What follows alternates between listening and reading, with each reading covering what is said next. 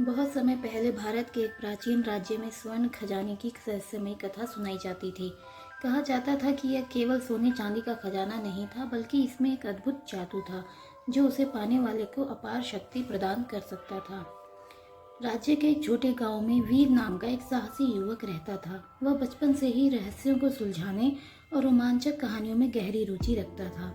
एक दिन जब वह अपने दादाजी की पुरानी किताबों को देख रहा था, उसे एक बहुत ही प्राचीन पीला पड़ा हुआ नक्शा मिला। यह नक्शा सीधा उस खजाने तक जाने का रास्ता दिखा रहा था, लेकिन यह रास्ता आसान नहीं था। इसके लिए उसे 3 कठिन परीक्षाओं को पार करना था।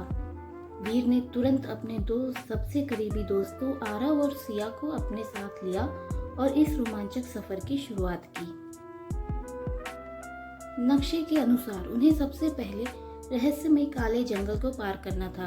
कहा जाता था कि इस जंगल में पेड़ खुद ही हिलते थे और अगर कोई इसमें खो जाता तो उसे कभी बाहर निकलने का रास्ता नहीं मिलता।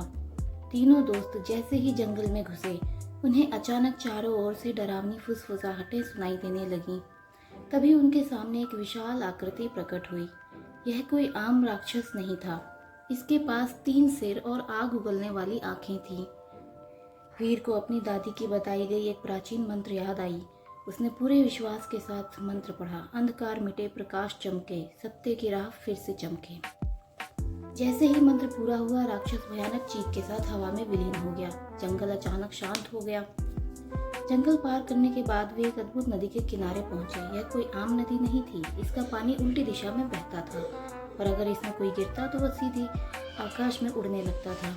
आरव को एक पुरानी कहानी याद आई कि यह नदी केवल निर्दोष और निडर लोगों को ही पार करने देती है। सिया ने सबसे पहले कदम बढ़ाया और नदी ने उन्हें सुरक्षित पार जाने दिया।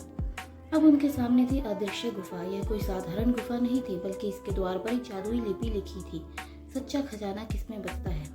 दरवाजे के पास 3 चिन्ह बने थे, तलवार, मुकुट और दीपक। वीर ने बिना किसी संकोच के जवाब दिया, दीपक। जैसे ही उसने यह कहा, गुफा का दरवाजा अपने आप खुल गया और उनके सामने एक विशाल स्वर्ण कक्ष प्रकट हुआ।